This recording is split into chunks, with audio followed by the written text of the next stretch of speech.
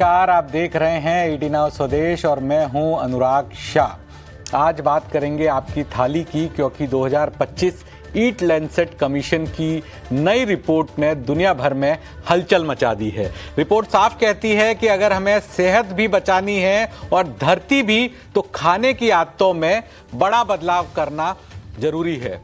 लाल मांस कम करना होगा, फल सब्जियां और पौधे वाली जो भोजन है उसका सेवन बढ़ाना होगा।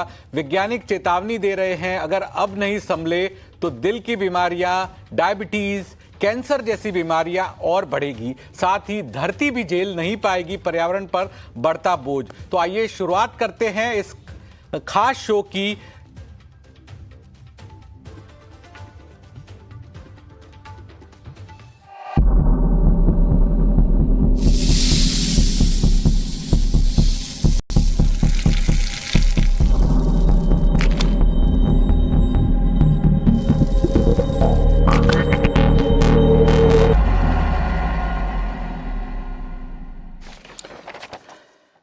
मीट पर जोर, सेहत नो मोर, हमारा एक खास शो जहां पर हमारे साथ 3 मेहमान होंगे।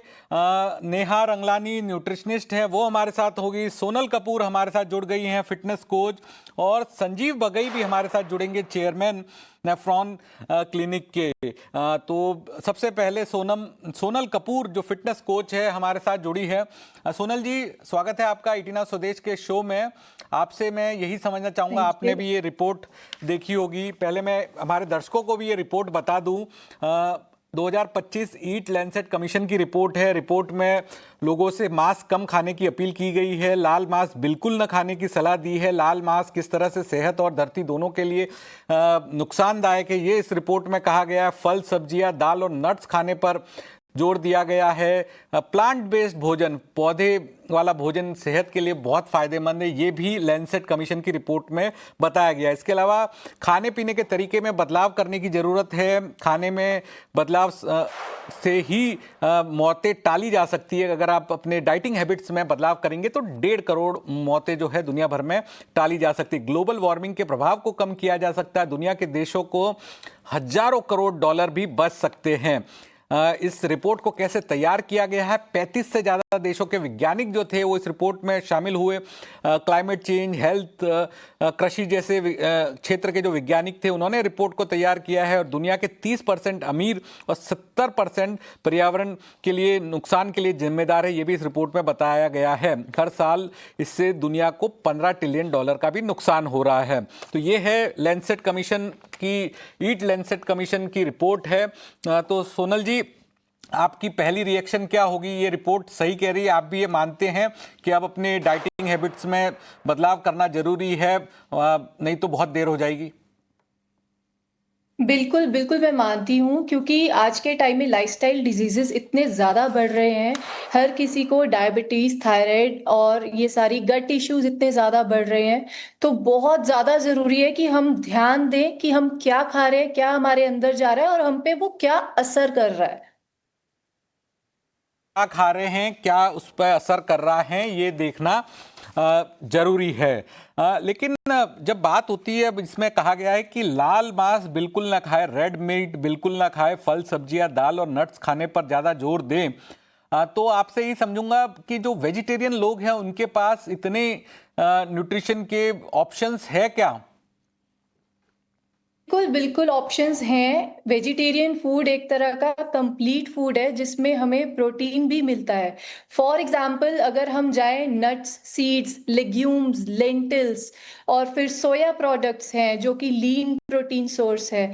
ये सब कुछ एक कंप्लीट कर देता है सोर्स को, जिसमें हमें फाइबर भी मिल जाता है, मैग्नीशियम और पोटेशियम जैसे मिनरल्स भी मिल जाते हैं, जो हमारी बॉडी को ओवरऑल हेल्दी बना के रखते हैं। प्रोटीन के साथ-साथ उसकी डाइजेशन भी बहुत बड़ा रोल प्ले करती है।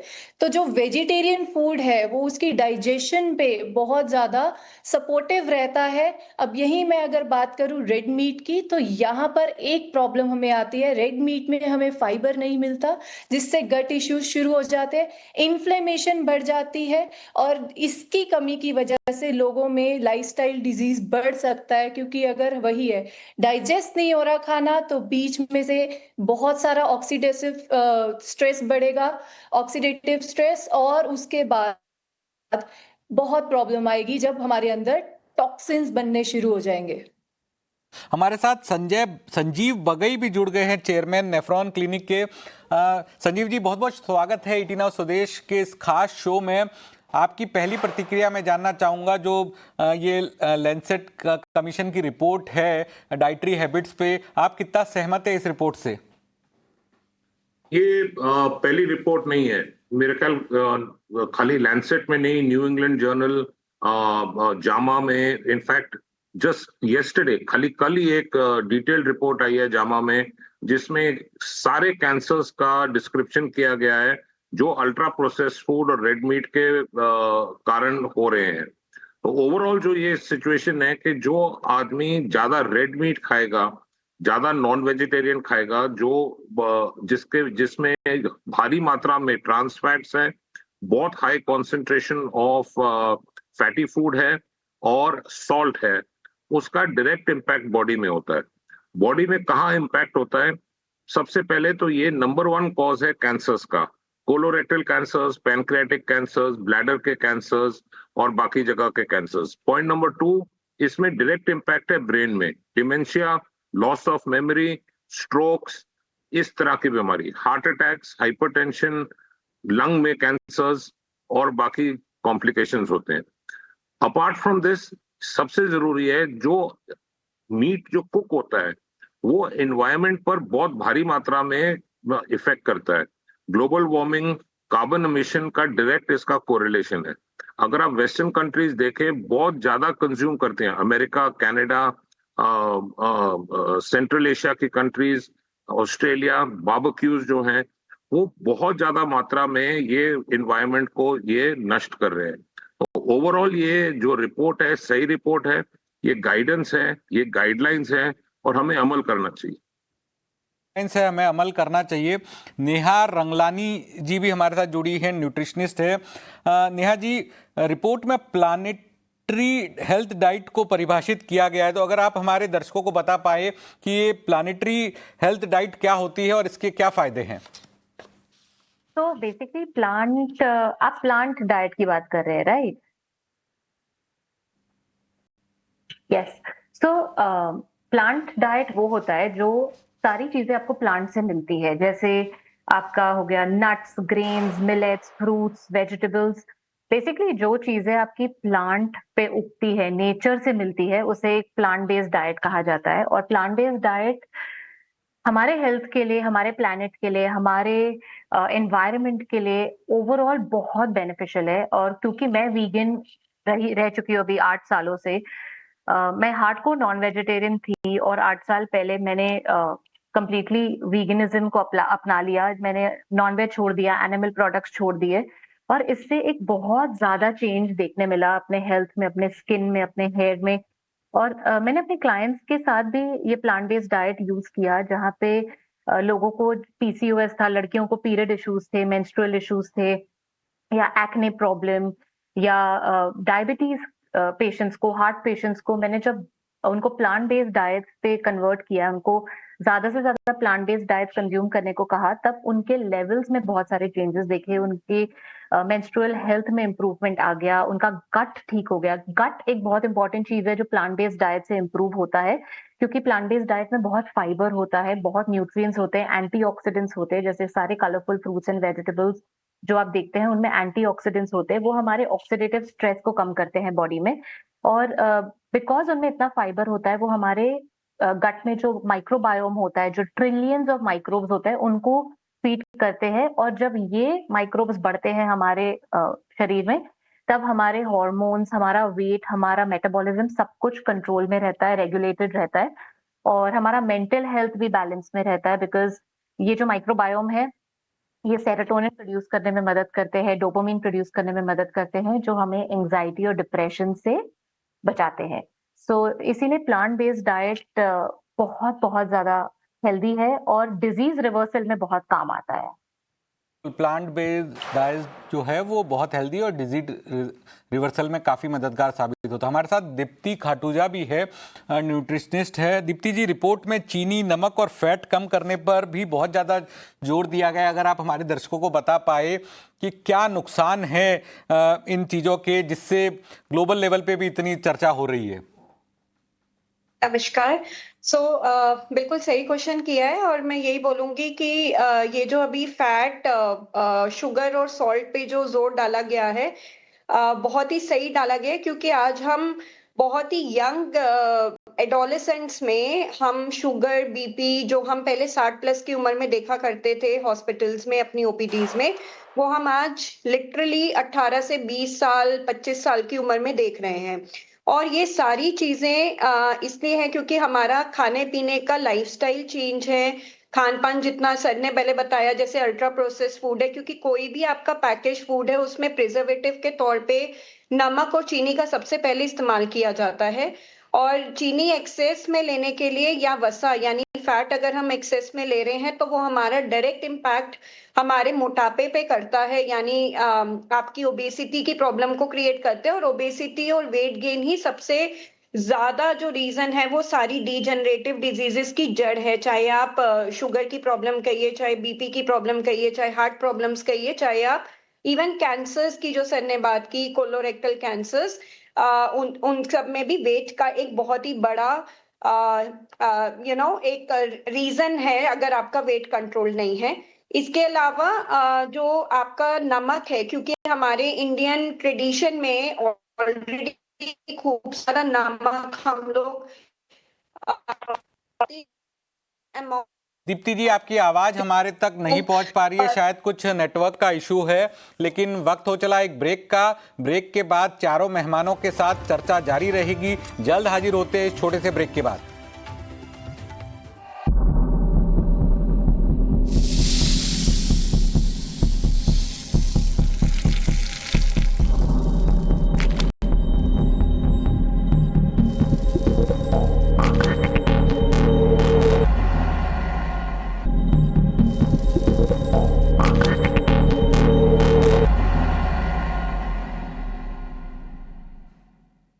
ब्रेक के बाद आपका स्वागत है और हमारी खास चर्चा जारी है। चार खास मेहमान हमारे साथ बने हुए हैं।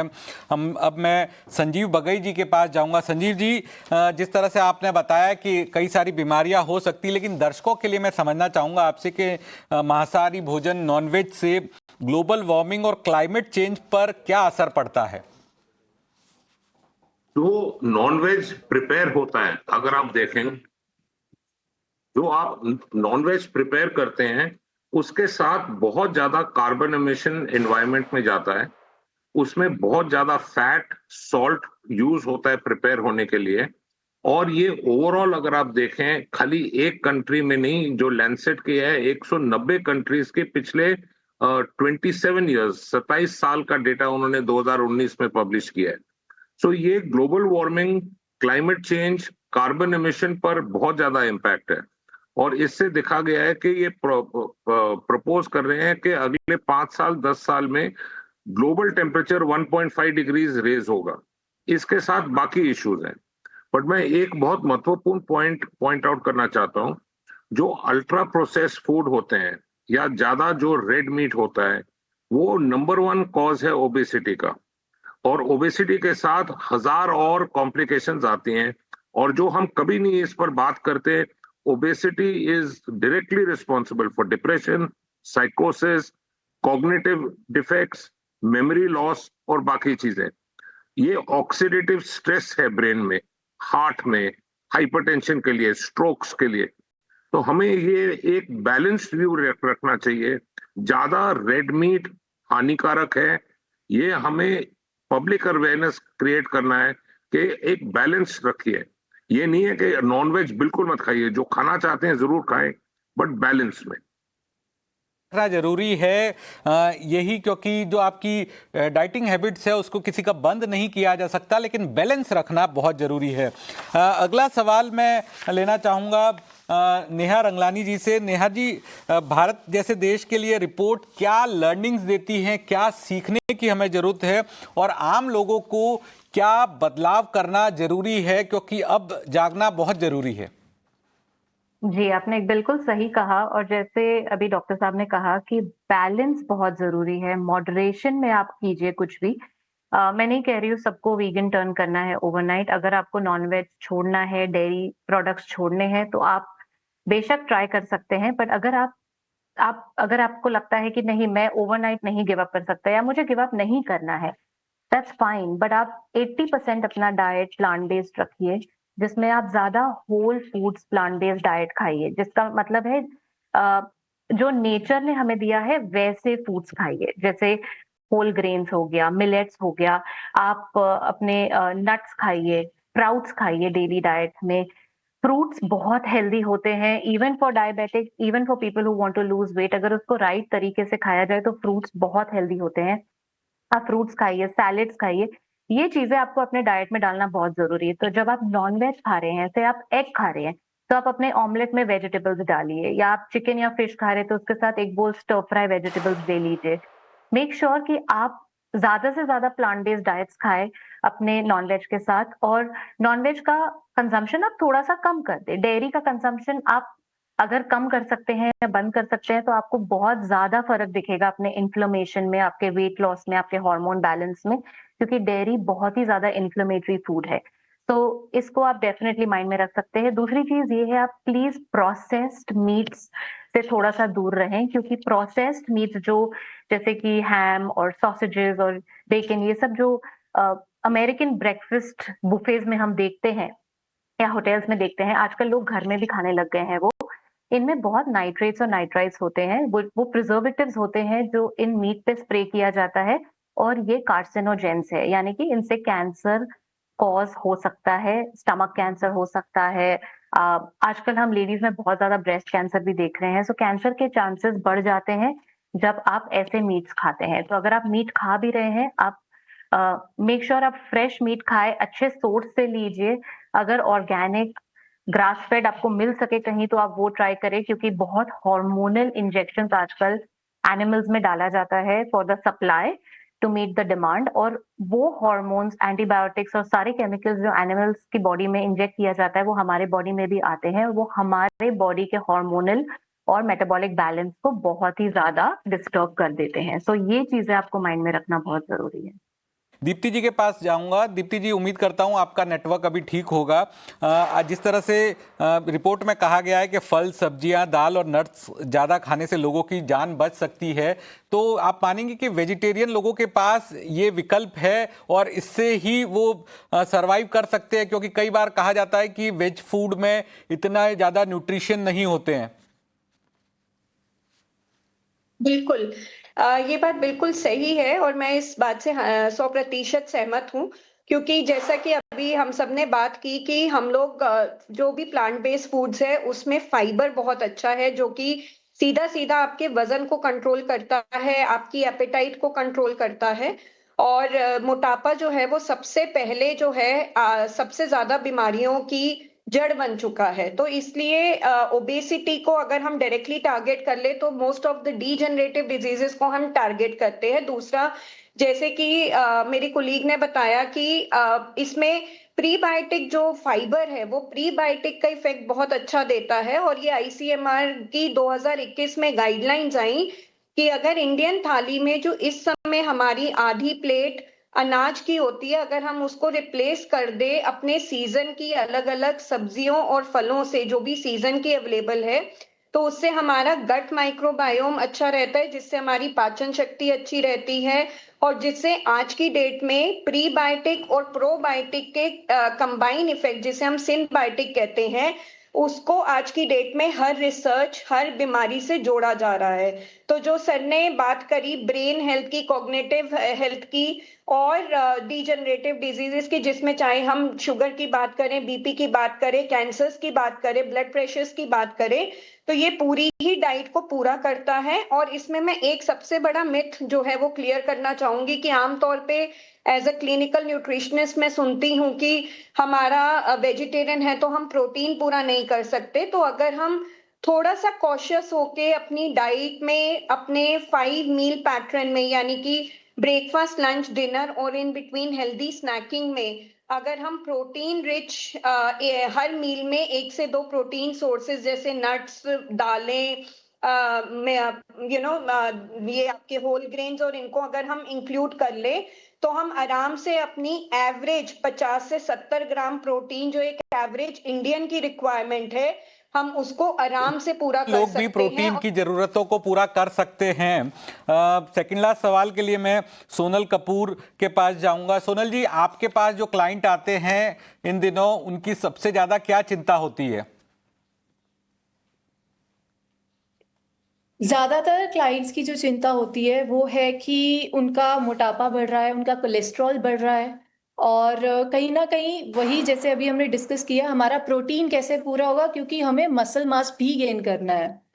तो यहाँ पर उनको यही समझाया जाता है, मैं यही समझाती हूँ या मेरी टीम, कि प्रोटीन इंटेक पूरा करने के लिए सबसे पहले तो हमें वेजिटेरियन डाइट से घबराना नहीं है। मैं खुद वेजिटेरियन हूँ, मैं जब से फिटनेस में हूँ 5 से 6 साल हो गया मुझे, मसल मास गेन करते हुए भी वेजिटेरियन डाइट के साथ बहुत अच्छा मसल मास गेन होता है, क्योंकि उसमें हमारी गट हेल्थ बहुत अच्छी रहती है। हमारी रेस्ट एंड रिकवरी के साथ जो मसल ग्रोथ के लिए हमारे सिस्टम को ब्रेक चाहिए होती है, अगर हमारा सिस्टम सिर्फ एक ही चीज डाइजेस्ट करने में बिजी है तो हमारी मसल ग्रोथ के लिए हमें न्यूट्रिशन पहुंचने में बहुत समय लग जाएगा।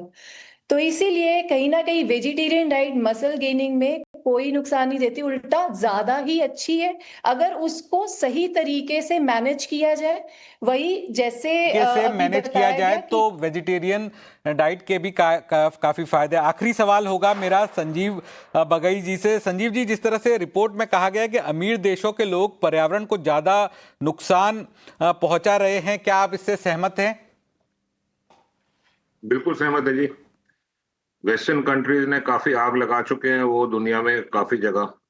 डाइट तो एक छोटी चीज है, पर डाइट में जो उनकी जो डाइट है, सबसे ज्यादा कैंसर की मात्रा वहां पाई जा रही है, सबसे ज्यादा हाइपरटेंशन, स्ट्रोक्स वहां पा गए हैं। अगर आप अमेरिका का देश देखें, सबसे ज्यादा मिड लेवल ओबेसिटी, यंगस्टर्स की ओबेसिटी, टीनेजर्स की ओबेसिटी वहां पाई गई है, और ये डायरेक्ट डाइट का नतीजा है। ये पूरा का पूरा जो हम सिस्टम फॉलो कर रहे हैं कि जो reheated food, package food, ultra process food, red meat, जिसमें बहुत ज्यादा मात्रा में, जैसे मैंने कहा, फैट एंड सॉल्ट है, उसके साथ शुगर ड्रिंक्स, ये सारी चीजें हेल्थ को बर्बाद कर रही है। और अगर आप अभी इसको कंट्रोल ना रखें तो ये एपिडेमिक आएगा नहीं, ऑलरेडी हो चुका है, खाली वोल्केनो इरप्ट करने की देर है। वॉल्केनो इरप्ट करने की देर है और एपिडेमिक शुरू हो चुका है। बिल्कुल सही फरमाया आपने, और इसी के साथ वक्त की कमी है, तो हमारे चारों मेहमानों का मैं शुक्रिया करूंगा, नेहा रंगलानी जी का, सोनल कपूर जी का, संजीव बगई जी का और दीप्ति खाटूजा जी का। आप सभी ने आज हमारे शो को ज्वाइन किया, अपनी विशेष जानकारी हमारे दर्शकों के साथ शेयर की। आप सभी का बहुत बहुत शुक्रिया। और इस शो में जिस तरह से हमने एक चर्चा की कि प्लांट बेस्ड डाइट जो है उसको कैसे बढ़ावा दिया जा सकता है, मोटापे से कई बीमारियां आती है, और जिस तरह से रिपोर्ट में कहा गया है कि रेड मीट से दूरी बनानी है, तो बैलेंस रखना जरूरी है, और इसी से आगे चलकर कई सारी बीमारियों से बचा जा सकता है, और भारत जैसे देश में लोगों की सेहत को और सुधारा जा सकता है। तो बहुत बहुत शुक्रिया आप सभी मेहमानों का, हमारे दर्शकों का भी इस शो को देखने के लिए। लेकिन इस शो में फिलहाल इतना ही। बाकी खबरों के लिए आप देखते रहिए ET नाउ स्वदेश। धन्यवाद।